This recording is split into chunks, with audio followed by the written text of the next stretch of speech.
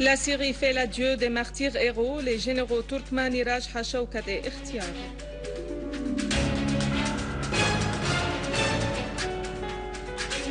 La Russie met en garde contre toute intervention étrangère en Syrie.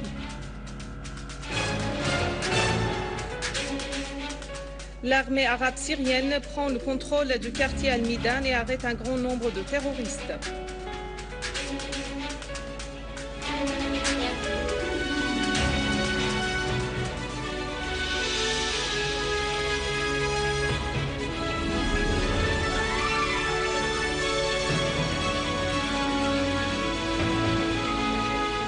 Mesdames et messieurs, bon après-midi et bon mois de Ramadan.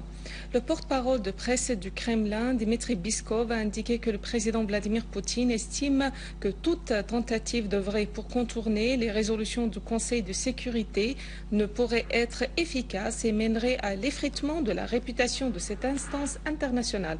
Le président Poutine avait débattu aujourd'hui lors d'une réunion avec les membres du Conseil de la sécurité nationale russe de dossiers syriens sur fond du recours de Moscou au veto contre le projet de résolution occidentale sur la Syrie.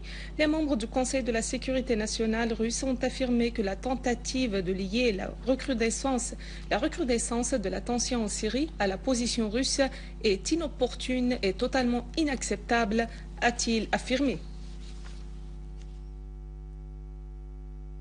Dans un cortège solennel, les obsèques du martyr héros, le général Hicham Ikhtiar, membre de la direction régionale du parti Ba'ath arabe socialiste et directeur du bureau de la sécurité nationale, qui a perdu la vie dans l'attentat terroriste ayant visé le bâtiment de la sécurité nationale à Damas, ont eu lieu aujourd'hui à partir de l'hôpital Al-Shami à Damas. Les funérailles ont commencé avec l'hymne national de la République arabe syrienne. En tête du cortège marchaient les porteurs de couronnes, suivis des porteurs des médailles militaires et d'un groupe d'officiers. Le vice-président de la République Farouk Al-Shara, le secrétaire régional adjoint du parti Ba'ath, Mohamed Saïd Prétan, le président de l'Assemblée du peuple, Mohamed Jihad Al-Laham, le président du Conseil des ministres, Riyad Hajab, ainsi que des membres de la direction régionale du parti Ba'ath, des ministres et les membres de la famille de martyrs ont participé aux obsèques. Par ailleurs, dans un cortège solennel, les obsèques des martyrs héros, le général Hassan Turkmani, adjoint du vice-président de la République, le général Daoud Rajha, vice-commandant en chef de l'armée et des forces armées, vice-président du Conseil des ministres, ministre de la Défense, et le général Asaf Shaukat, vice-ministre de la Défense, ont eu lieu hier au mausolée du martyr au mont de Qassayoun. Les cercueils des martyrs ont été couverts par le drapeau de l'armée arabe syrienne et entourés d'un groupe d'officiers de l'armée. Ils ont été également salués par l'hymne national et par les hymnes du martyr et d'adieu aux martyrs.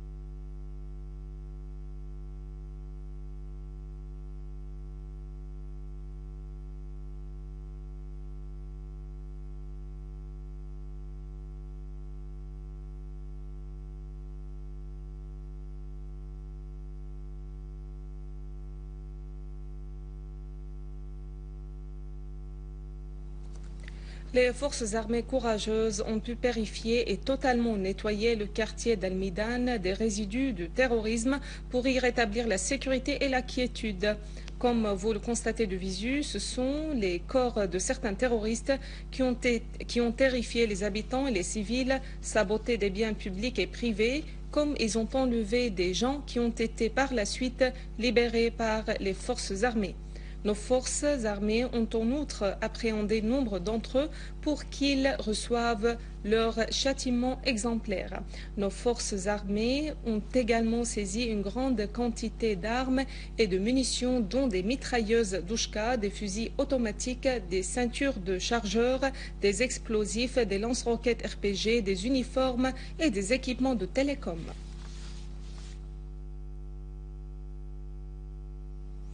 Nos soldats de l'armée arabe syrienne dans le quartier Al-Midan affirment leur détermination à traquer les gangs armés qui ont cru un instant qu'ils pourraient susciter la panique parmi le peuple syrien.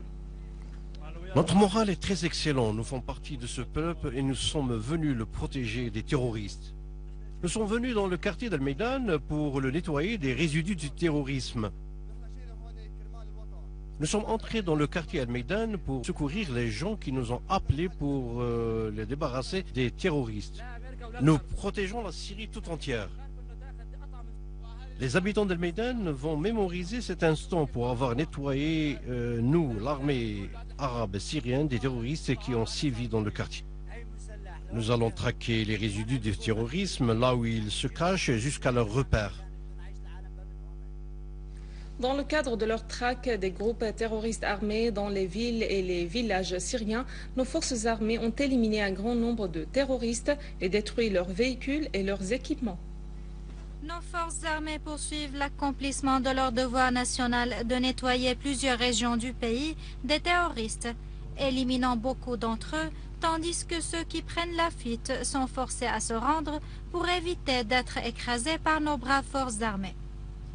Dans le gouvernorat de Hama et avec l'aide des habitants, une unité de l'armée soutenue par les services compétents a perquisitionné les repères des groupes terroristes armés dans les quartiers de Hayl Arba'in et Tariq Halab el-Qadim et saisi une grande quantité d'armes, en plus de médicaments, du matériel médical volé et 9000 comprimés de Keptagon.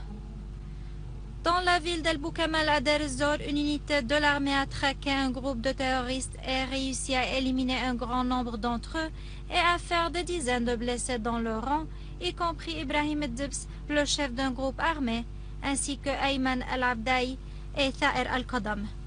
Plusieurs autres terroristes se sont rendus après avoir déposé les armes. Un mortier, une voiture pick-up équipée d'une mitrailleuse et deux voitures transportant des terroristes ont également été détruits. Dans le gouvernorat d'Alep, les services compétents ont repoussé une attaque d'un groupe terroriste contre l'académie de police dans la région de Khan el-Assal, tuant la plupart des terroristes et arrêtant plusieurs autres. Dans le gouvernorat d'Idlib, les services compétents ont poursuivi la traque du reste des groupes terroristes armés dans la campagne d'Idlib, leur infligeant de lourdes pertes. Parmi les terroristes tués dans la localité d'Aboul Zuhour, dans la région de Sarakeb, figurent Ahmed Haj Ahmed, Basel Jnaid, Ahmed Ibrahim, Ghassan Kassoum et Subhi el-Fadl. Les véhicules des terroristes ont tous été détruits. Le ministère russe des Affaires étrangères a estimé que la prolongation d'un mois de la mission d'observation onusienne revient aux positions de la Russie et de la Chine et nombre d'autres pays. Le ministère russe a considéré que le recul des Occidentaux au Conseil de sécurité sur l'ultimatum qu'il voulait lier à la prolongation de la mission d'observateurs a permis cet acquis. Les Occidentaux ont abandonné leur demande unilatérale en direction des autorités syriennes concernant l'arrêt de la violence et le retrait des armes lourdes des villes et des localités syriennes. L'arrêt de la violence concerne maintenant l'opposition armée aussi. C'est au secrétaire général de l'ONU de présenter dans 2 semaines au Conseil de sécurité un rapport sur la situation sur le terrain ainsi que sur le respect de la sécurité des observateurs par toutes les parties en Syrie. Cette condition est nécessaire pour faire sortir le pays de cette conjoncture grave. Selon Moscou, la résolution comprend un appel à toutes les parties armées pour garantir la sécurité des observateurs, ce qui confirme l'approche russe de cette mission. Moscou a précisé que tous les efforts seront déployés pour convaincre les autres parties concernées de suivre un processus politique sur la base du plan Annan et les recommandations de la réunion ministérielle de Genève sans aucune ingérence dans les affaires internes des pays. Pour sa part, la Chine a affirmé que son usage du droit du veto au Conseil de sécurité contre le projet de résolution occidentale sur la Syrie était dans l'intérêt du peuple syrien et dans celui de la sécurité de toute la région du Proche-Orient. Commentant le déroulement de la réunion du Conseil de sécurité, l'envoyé spécial chinois pour le Proche-Orient, Wasika, a déclaré que la Chine s'oppose fermement à tout usage de la force contre la Syrie.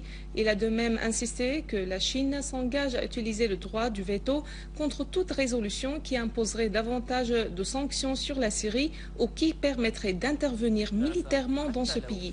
Wasika a réaffirmé le soutien de son pays à la mission des observateurs onusiens en Syrie et la mise en application du plan Annan, ajoutant que les récents événements en Syrie prouvent les graves dangers que comportent les poursuites des actes de violence et l'escalade militaire dans ce pays. La communauté syrienne qui réside en Jordanie a organisé un rassemblement devant l'ambassade syrienne à Amman. Ce rassemblement a eu lieu en coopération avec les forces jordaniennes nationales et populaires, des journalistes et des représentants des organisations de la jeunesse jordanienne. Les participants ont vivement condamné l'attentat et le crime terroriste odieux qui a été perpétré contre le siège de la sécurité nationale à Damas. Les Syriens et les Jordaniens ont réaffirmé leur soutien à la Syrie face au terrorisme financé par l'étranger et par les régimes saoudiens et qataris à la solde des plans israéliens dans la région du Proche-Orient.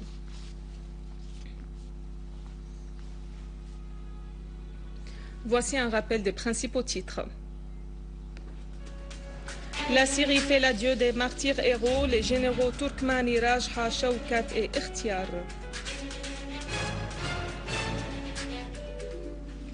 La Russie met en garde contre toute intervention étrangère en Syrie. L'armée arabe syrienne prend le contrôle du quartier Al-Midan et arrête un grand nombre de terroristes.